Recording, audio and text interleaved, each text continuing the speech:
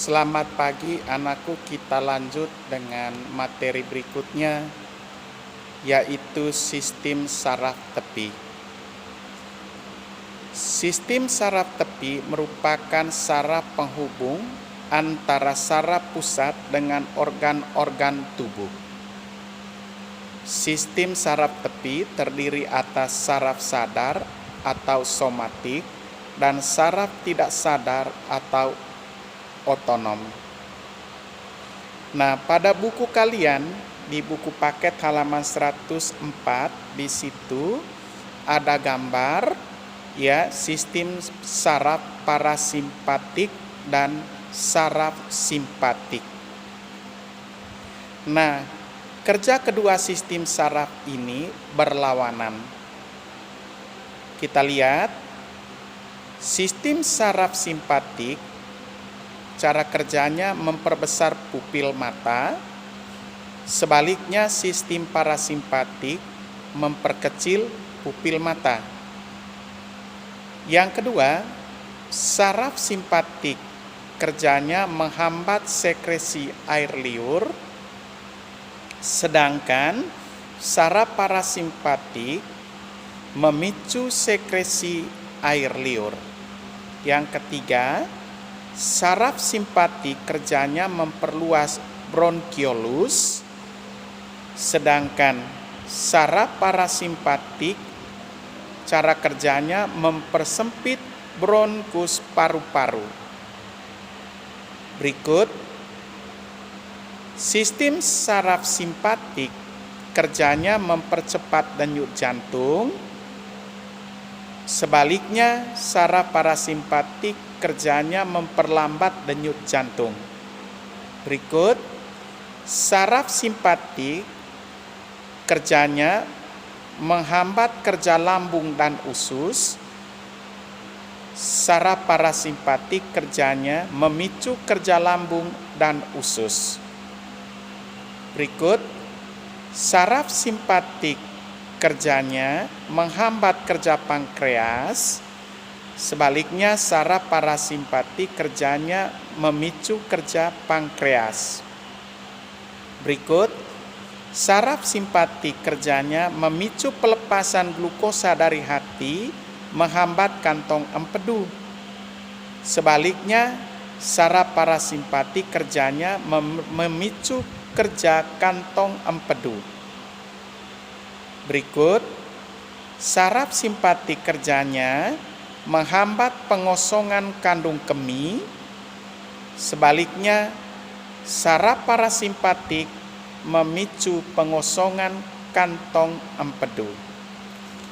Itulah perbedaan cara kerja saraf parasimpatik dan saraf simpatik. Nah, kita lanjut di halaman berikutnya, saraf sadar atau somatik.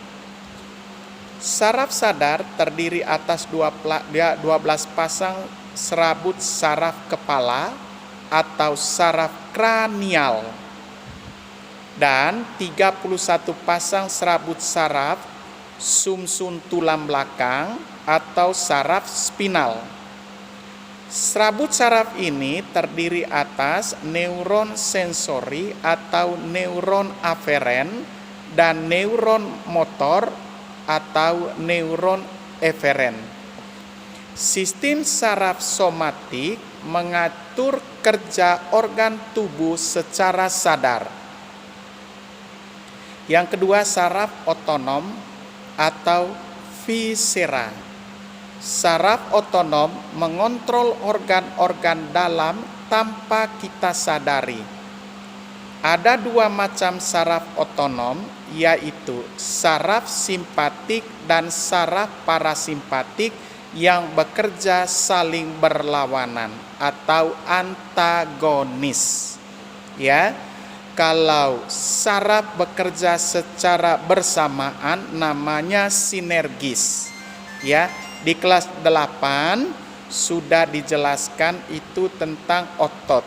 Ya, ada otot antagonis dan ada otot sinergis. Kalau di sini ya, saraf antagonis itu bekerja secara berlawanan, sedangkan saraf sinergis bekerja secara bersamaan.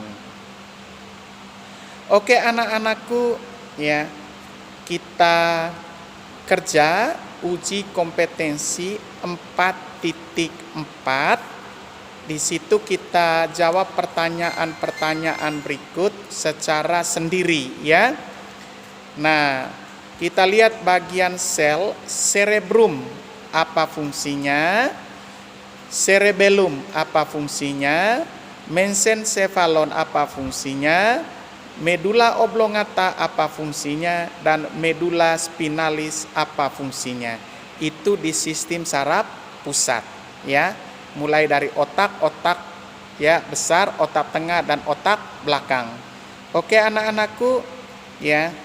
Nah, di nomor 2 ada tabel, ya, fungsi saraf simpatik dan parasimpatik, ya, cara kerjanya, ya.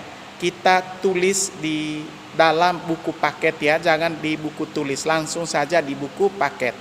Oke anak-anakku, ya, kalau sudah selesai kerja, di foto baru dikirim di WA group. Oke? Ya, terima kasih anak-anakku. Ya, sampai di sini dulu perjumpaan kita. Nanti kita ketemu di pertemuan berikutnya. Salam sehat. Salam juga untuk kedua orang tua kalian semua.